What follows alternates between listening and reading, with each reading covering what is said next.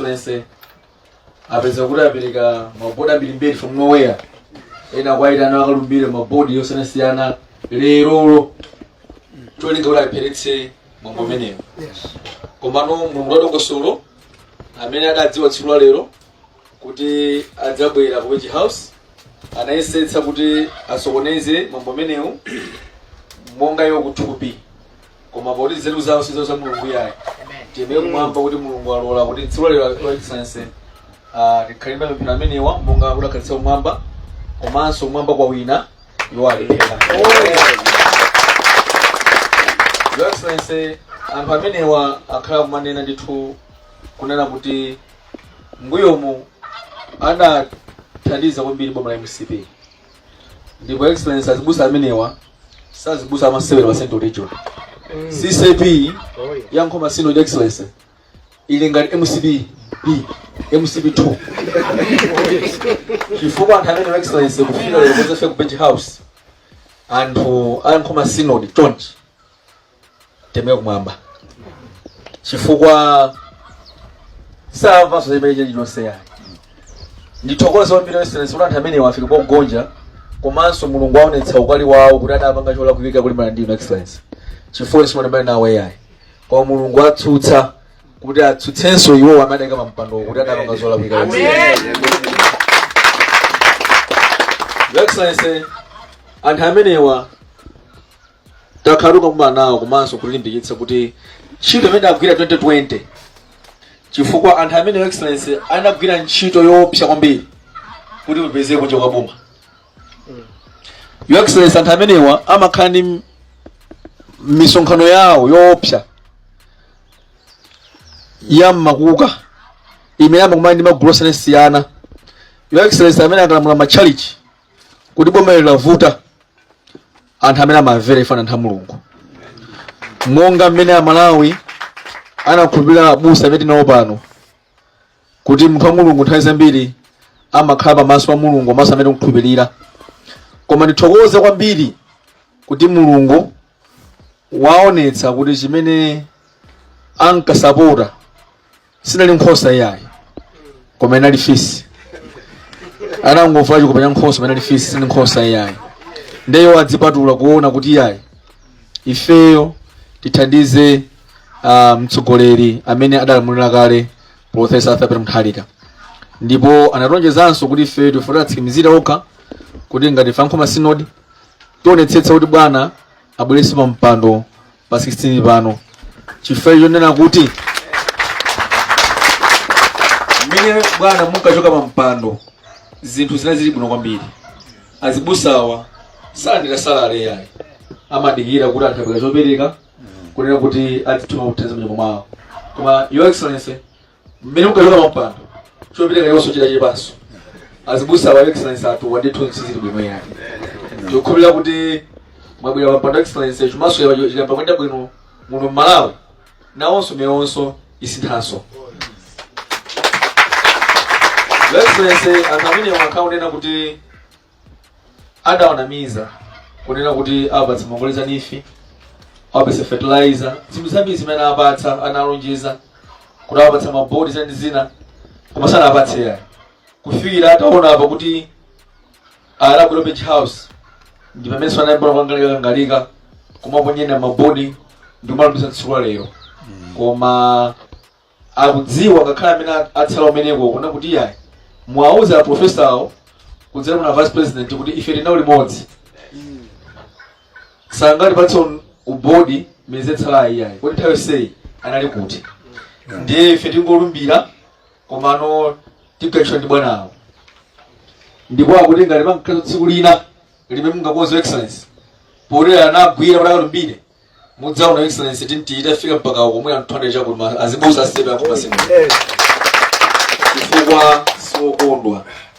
Your Excellency, azibusawa akhaso akwenda no State House kumanga pasi ma 50,000 kwacha manamiza kuti yayi muthandize kuti muvoterebe MCP koma achoka kumeneko anda ma 50,000 amenewo koma akwezanso ngolo magalimoto onyamula mchenga wa Excellency Abusa ngati amenewo galimoto onyamula mchenga ndipo akwezanso iwowa kuti apite kumpanda koma ndi president Your Excellency mthokoze kwambiri mutatu lubaya Abusa Central Region.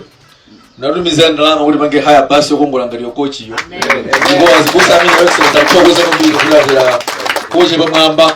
Zimenevi mboma lali pano zalephera anthu amatenga magrewa nyumba mchenga ofika State House. Ndiye kuti majeketa atuwatuwa. Kuti osomene kuti usiku kuma fashion bus movutanso.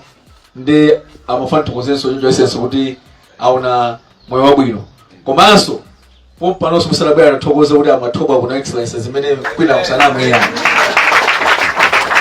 Zimene mukaonetsa kuti ndinu mulengo khungwa mukudziwa Abusa amakhala makomo mwapatsa zimene amafuna iwowa mukudziwa kuti tsogolera kuti amafuna chani athokoze kwambiri kuti koma pasithoba osachifanta ndiwe kwambiri Excellency chifukwa mawerewo sakupezeka kumudzi kuyayi ende akudabo kuti iwa president ku Mangochi mora pesa somba mawere awapeza kuti ife kumudzi mawe tilipo ndipo amene Excellency ndisautengere nthawi anthu amwayankhule poli pamphana wanu Zomwe Excellency.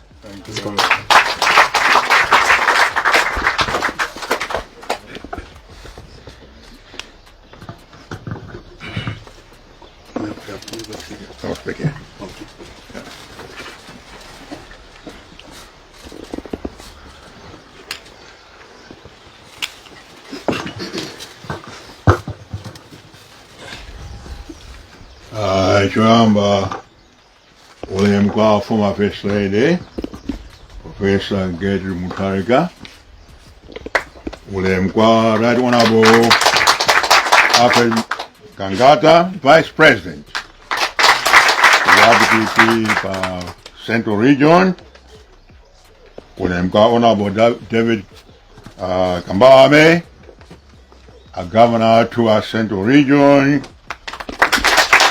Komanso kunemkwa Abusa onse mwabwera pano yamba ndikuti moni nonse muli bwanji ine ndimno kwambiri choyamba ndikulandeni kuno ku Page House.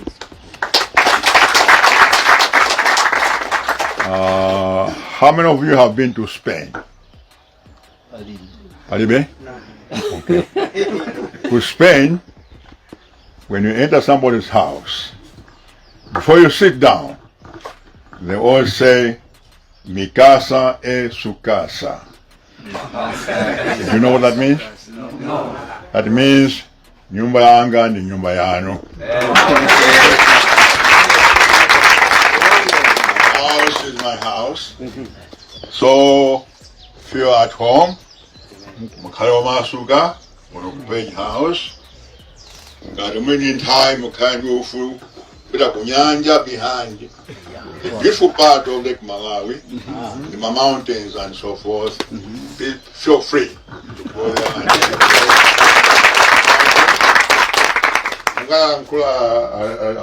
A Vice President, commence à revenir à Ega, aka if you could sing up one be a first Sunday.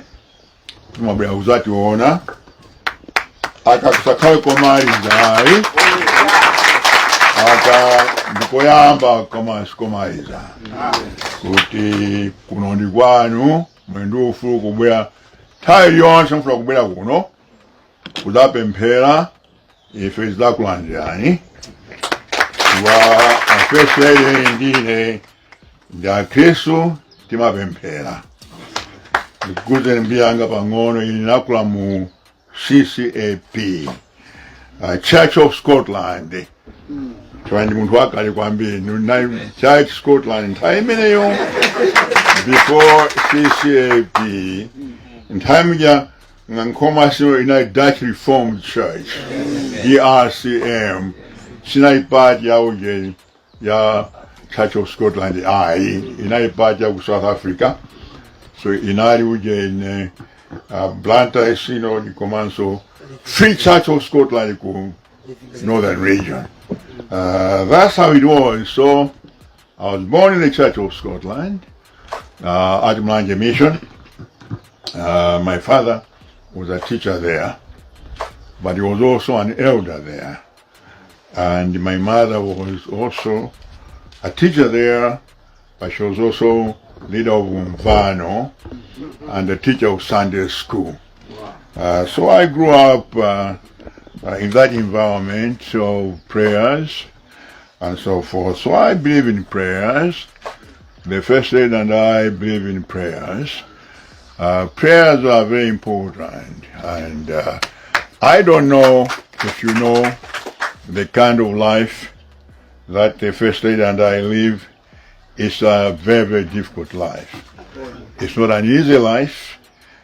Being attacked, kunyozerwa every day, it's a very difficult life. Sometimes, it makes you wonder. But what keeps us strong is belief in God. And belief in God is very time. And that keeps us strong. So, nakula mu Ccap, Church of Scotland. Commence napita ma school at Church of Scotland. Kumlanje mission, paulonge paja, commence Wankando, Kingoli, commence kuna manja, Sichirazo, fine Chisoka, finally namaizo kumtambanyamo. And after that, there's a secondary school where I was for 6 years. So 6 years now was Central Region. For 6 years, I enjoyed my life with Central Region days. Pita kuja kwa Njere village, kagula uje in Batata, and sometimes I supported kwa Ngwere, not in Njere, Ngwere.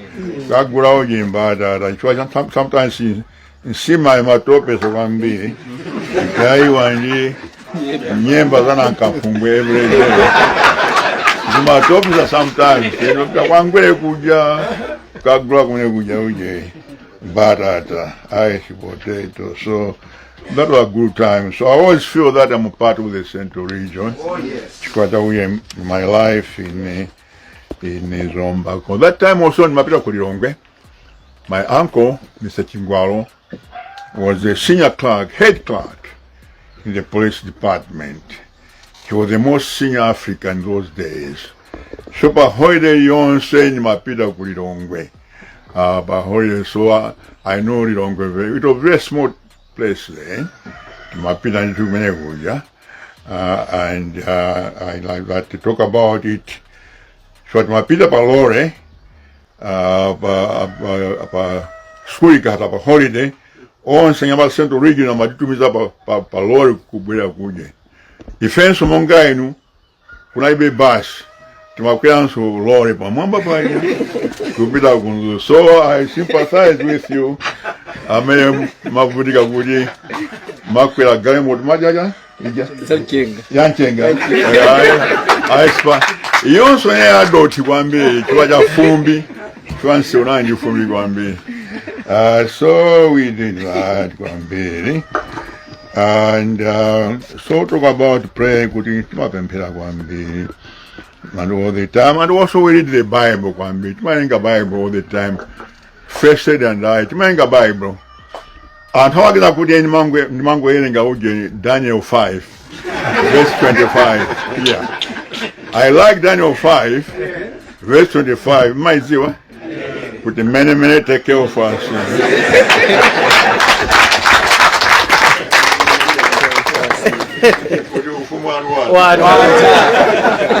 But besides that, my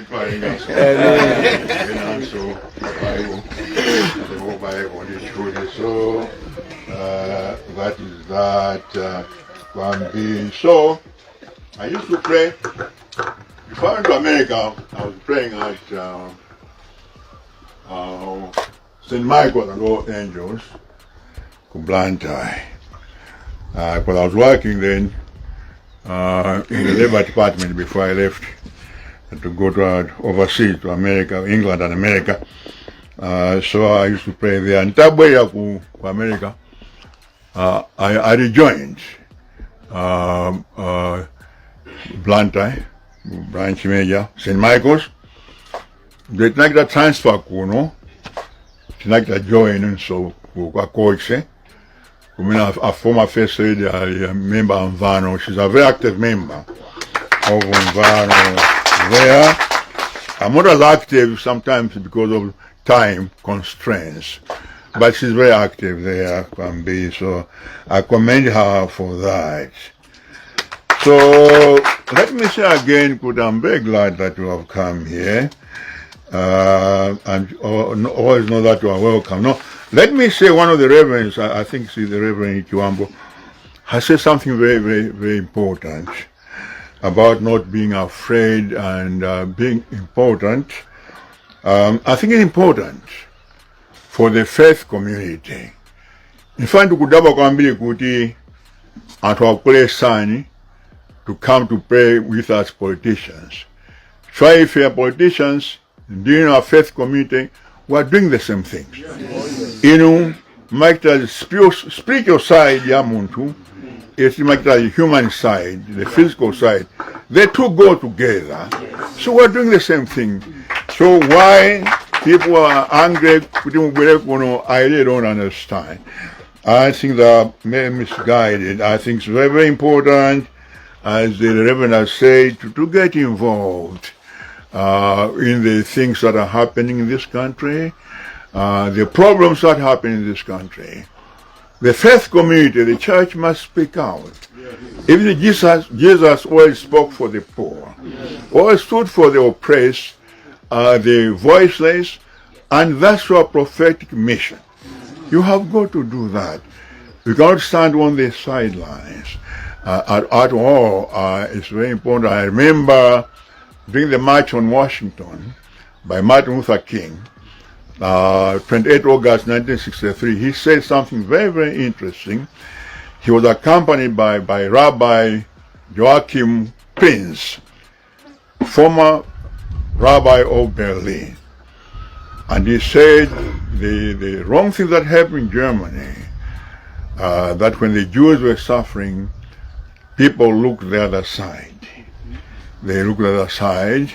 Most of the Gentiles looked the other side and felt that the problem of the Jew was not their problem.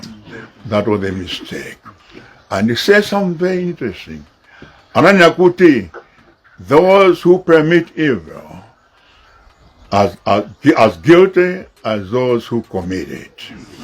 So it's very, very important to get involved in this kind of things because this is our country and it's important. This is a God-fearing country, but it's a country where we are supposed to love each other, we are supposed to have a warm heart. When you see a government, either mine, previous one, or a future one, if one takes place, make sure that you come out and criticize us. If we're departing for the mission of loving people, the job of the government is to make people happy. Yes. That's the job of the government. That's why if you read the American Declaration of Independence of 1776, they mention three things: life, liberty, and the pursuit of happiness. Those are three things in the American Constitution: life, liberty, and the pursuit of happiness. So happiness is the center. Government must make sure that people are happy.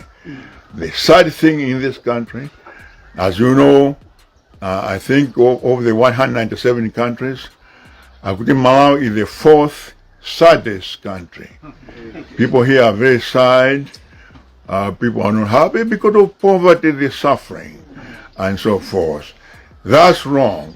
When a government does not do that, then it's breaching the social contract, the mandate between it and the people.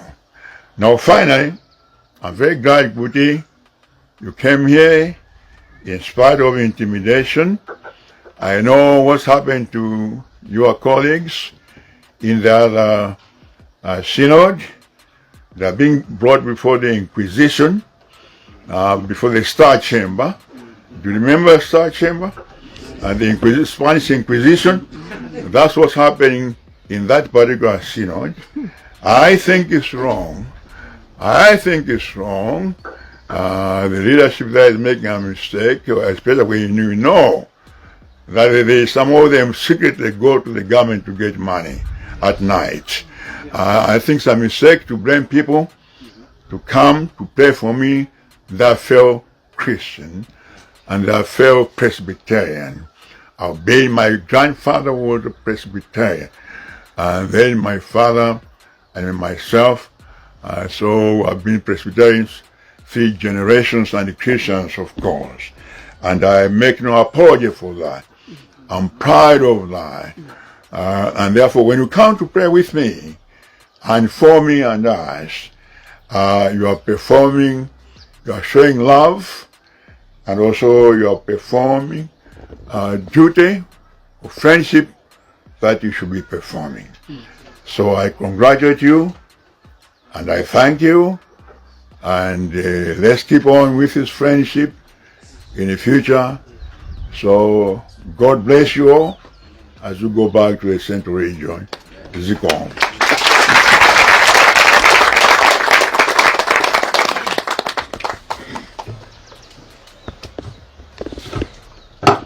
Titokoze kwambiri Your Excellency chifukwa cha mawu achilimbikitso amene mwatipatsa. Ndamva kuti apanga invite Abusa kuti nyumba yanu ndi nyumba yayonso. Mikasa sukasa. Akuti tubwino Your Excellency angathokoze kuti angutsala konkuno basi.